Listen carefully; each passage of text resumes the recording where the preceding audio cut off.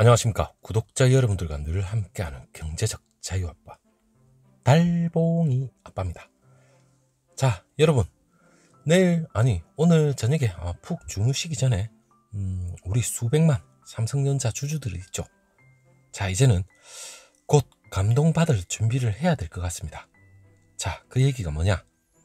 일단 여러분, 다음 주 10월 초면 잠정 실적 발표가 있는데 역대급 기대가 된다는 건 여러분들이 일찌감치 알고 있을 겁니다.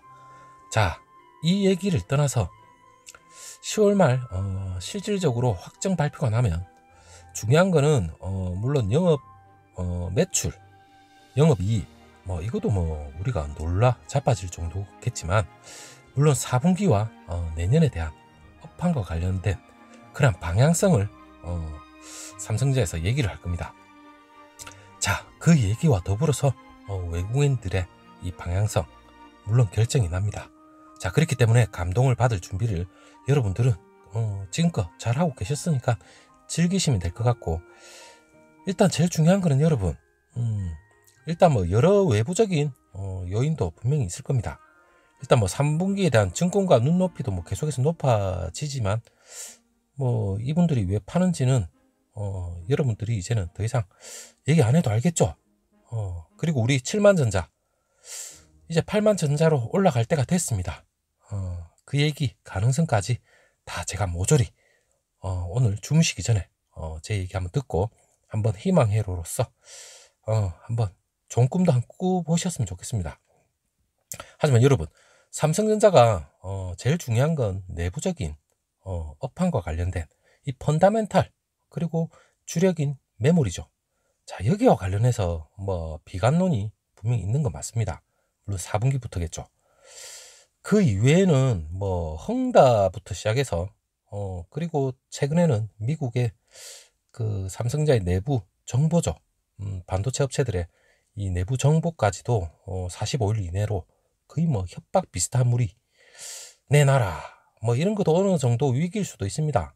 그리고 FOMC, 이 외부적인 요인은 삼성전자뿐만 아니라 모든 업종과 관련해서 우리가 크게 신경 쓸 필요는 없지만, 하지만 등락폭이 있다 보니까 여러분들이 좀 약간 두려움에 떨 수도 있습니다. 그렇기 때문에 하지만 너무 걱정할 필요는 없고, 이 내부적인 문제, 자, 이거는 마지막에 제가 여러분이 걱정할 필요까지는 없을 거라는 걸 제가 말씀을 드리고, 일단은 슈퍼 호황 곧 발표되죠. 즐기면 됩니다. 자, 그 대표적인 게, 자, 3년 전이죠. 슈퍼 호황. 여러분, 3년 전은 비정상적으로 디램 가격이 미친 듯이 날뛰었습니다.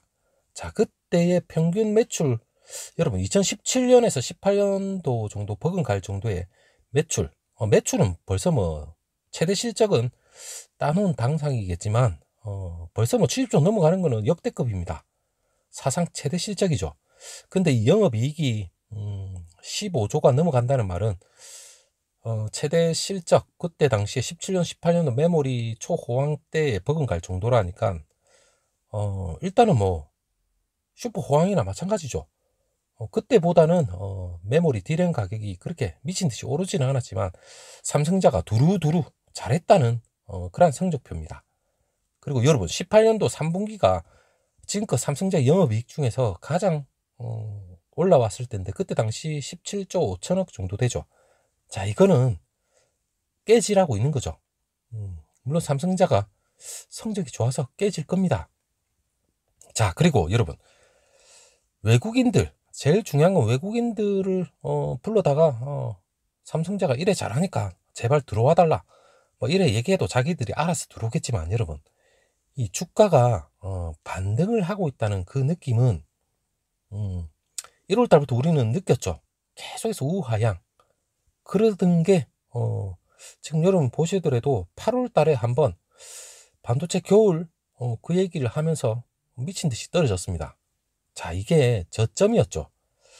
자, 너무 심할 정도로 떨어졌기 때문에 지금 4월 달에서 그 불안한 그런 얘기가 분명히 있겠지만, 지금 슬금슬금 올라오는 게 이 외국인들 매수세가 그래도 지난해 11월 달에 1조 4천억 정도 매수 이후에 10개월 만에 외국인들이 지금 순매수세가 계속해서 이어지고 있습니다. 자, 그렇다면 스물스물 올라오는 게 지금 77,000원대에서 지금 내려가진 않죠. 자, 물론 뭐 외국인들이 뭐 외부 변수로 인해서 일시적으로, 저는 제가 좀 약간 또 외부적인 요인은 국내 코로나가 추석 이후에 좀 약간 급증을 했다는 게 좀 약간 또 걸리는 부분도 있겠지만, 그 와중에 백신 접종률 또한 지금 올라가고 있기 때문에, 자, 일단 2, 3주 이 부분에 대해서는 좀 약간 고비일 수도 있겠지만, 일단 그걸 떠나서 여러분, 외국인들이 심상치 않게 지금 들어오고 있다는 건 여러분들이 아실 겁니다. 그렇기 때문에 77,000원대를 유지를 하면서 언제 올라갈까, 물론 마음속으로는 여러분, 곧 다음 주에 뭐 8만원 찝어라 해도 뭐 이상할 게 없죠. 하지만 그 잠정 실적 발표와 지금 실질적인 확정 발표 10월 달이 분수령이겠지만, 자, 이 방향성까지 이 컨센서스에서 나온다면 일단 외국인들 거기에 대한 매수세는 좀 더 강하지 않을까, 그렇게 생각을 해봅니다. 자, 그렇다면 외국인들이 과연 여러분, 단순히 지금 메모리 업황 고점 논란과 관련해서는 벌써 선 반영이 됐다고 생각하시면 될 거예요. 하지만 이 파운드리하고 폴더폰 때문에 외국인들의 매수세가 아마 좀 더 가속화되지 않을까, 이렇게 생각을 해보지만, 여러분, 이 파운드리 이거는 절대 무시 못합니다. 삼성전자의 주력인 메모리죠. 이 메모리 중에서도 D램, 아무튼 반도체입니다. 반도체에 이 파운드리가 지금 차지하는 비율이 지금 얼마 되지나 10% 미만이지만, 향후에 이 비메모리 부분의 영업이익이 3분기만 하더라도 한 7천억 정도가 예상이 되고, 올해 만에 1조 근접한다는 말은 있었죠. 4분기에. 그리고 내년은 1조. 자, 그렇다면 삼성전자의 반도체의 비중 중에서 이 비메모리, 물론 시스템 LSI와 파운드리, 얘네들이 차지하는 비율이 올라가면 올라갈수록 외국인들은 실질적으로 모멘텀은 파운드리에서 보고 있습니다. 자, 그렇기 때문에 지금 여러 가지 하반기부터 그 테슬라의 7나노 HW4.0, 자, 그 차량용 자율주행 칩 역시도 상당히 호재고, 이재용 부회장이 물론 10월 달에 거대 팹리스 업체를 물론 만나겠지만 해외 출장길에서, 자, 그거 역시도 향후에 이 비메모리 분야에서 향후 성장할 수 있는 모멘텀이 하나하나 가속화가 되지 않을까. 그리고 여러분, 폴드폰은 이제 말 다 했죠. 자, 지금 애플이나 샤오미, 자, 다른 그 스마트폰 업체들도 지금 하나둘씩 아마 이 폴드폰을 자기네들이 안 할 수는 없을 거예요. 물론 애플도 2024년 예정이 되어 있지만, 그보다 더 빠르게 자기네들이 아마 똥줄을 타고 있기 때문에 더 빨리 선보이지 않을까, 이런 생각도 들지만, 한마디로 이 폴드폰은 올해 1,000만 대 가까이, 그리고 내후년을 지나면서 그 폴드폰에 대한 이 폼팩터 혁신은 삼성전자가 선점을 하면서 꾸준히, 아마 이게 속도가 상당히 가파를 겁니다. 자, 그렇다면 삼성전자 반도체뿐만 아니라 스마트폰 이 업황 역시도 상당히 긍정적으로 우리가 볼 수 있다, 이렇게 생각을 하시면 됩니다. 당연히 올 하반기 내년 모두가 뭐 감동을 받을 준비만 하면 됩니다.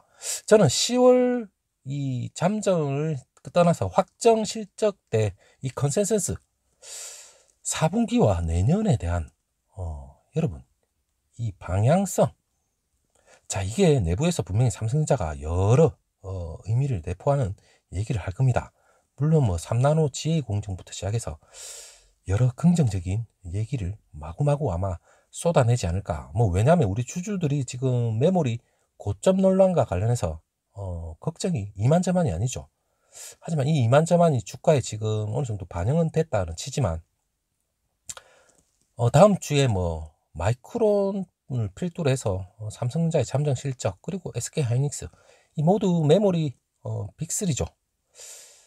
여기에 대한 뭐 성적표와, 그리고 4분기 내년에 대한 업황의 이 주력, 이 과점된 이 업체들의 이 방향이 어떻게 나오느냐. 왜냐하면 실질적으로 찍어내는 이 공급업체입니다. 이 공급업체들이 누구보다 잘 알 겁니다. 그렇기 때문에 이 공급업체들이 향후에 내년에 대한 방향성이 어느 정도 나온다면 외국인들도 한마디로 지금 갈피를 못 잡고 있죠. 뭐 기관도 마찬가지일 겁니다. 지금 주가가 지금 77,000원대에서 80,000원을 넘어가야만 이게 어느 정도 안정 궤도에서 지금 다시 한번 또 내년에 대한 업황에 대한 희망으로 그리고 삼성자의 모멘텀과 관련해서 차고 나갈지 않을까 이렇게 생각을 해보지만 아직까지는 이걸 기다리고 있는 것 같아요. 자, 그렇다면 전문가들도 얘기가 나오죠. 이 D램과 관련해서 물론 업황두나 뭐 최대 뭐 8%, 8%, 10% 정도일 수도 있겠지만 기존에 그 한 5% 정도 고점 우려라는 얘기가 있었지만 그보다 좀 더 지금 고점 우려가 또다시 얘기가 나온 거가 분명히 있습니다. 그렇기 때문에 근데 이 얘기 나오도 아직까지 여러분 갑자기 뭐 또 8월처럼 뭐 갑자기 철석 뭐 주가가 주저앉거나 이런 기미는 아직 보이지는 않습니다. 그렇다면 뭐 벌써 이기는 것까지 여러분 외국인들이 뭐 바보 천지가 아니고서야 이걸 모르고 뭐 고지고대로 5% 정도만 하락을 할 것이다. 그렇게 보는 게 아니죠. 업황 고점, 업황이 안 좋을 거라는 그 가정하에 전체적으로 학습 효과 때문에 뭐 미친 듯이 빠져나갔지만 미친 듯이 빠져나갔다는 말은 주가가 그만큼 상승할 수도 있다. 그러한 것까지 내포되어 있기 때문에 여러분 뭐 상당히 뭐 우리가 걱정할 필요까지는 없는 거죠. 그렇다면 이 메모리 고점이 여러분 과연 진정한 고점이냐? 그런 의문이 또 발생할 수도 있습니다. 반도체 시장 이 상황 자체가 지금 이 고점 자체가 과거에 그 반복되었던 어떻게 보면 순수한 반복이죠. 그는 업황 슈퍼 사이클 기존에 있는 거와 뭐 다르다는 분석이 좀 지배적인 것 같은데 뭐 금융투자업계에서도 하는 말이 있습니다. 최근에 보고서에서 어떻게 보면 전형적인 메모리 D램이죠. 이 하락 사이클. 물론 전형적인 그 하락 사이클은 우리가 기존에 생각을 해보면 반도체 수요 증가를 기대를 하고 이 공급업체들이 메모리 D램을 공급을 뭐 확 늘리는 거죠. 그런데 예상과 달리 수요가 예상보다 적습니다. 그렇다면 고점 우려 당연히 가격이 떨어질 수밖에 없습니다. 하지만 여러분 올해는 이 반도체 업계 공급 증가세 자체가 과거 2018년보다 상당히 어떻게 보면 크지는 않을 거고 그리고 IT 기업들의 이 D램 재고 증가죠. 이것도 D램 재고 증가가 있다는 건 분명합니다. 하지만 이 완제품 수요가 딸려가지고 이유가 아니라 이 IT 부품 전반적인 이 코로나와 관련해서 어쩌면 이것 때문에 뭐 미국 바이든 행정부에서 지금 난리법석이죠. 자, IT 부품 전반적인 뭐 차량용 비롯해서 뭐 IT 전반적인 공급 차질이 계속해서 발생하고 있기 때문에 과거와는 양상이 다르다 이렇게 생각하시면 될 것 같아요. 현 상황 자체 물론 코로나19로 인한 상당히 특이한 예죠. 이 반도체 가격이 장기 하락하기보다는 물론 전문가들은 단기 조정 뒤에 좀 약간 사이클 재개가 다시 한번 또 예상이 된다고 하니까 그렇게 걱정할 필요까지는 없을 것 같아요. 자, 내일 일요일 즐거운 목소리로 다시 한번 찾아뵙도록 하겠습니다. 감사합니다.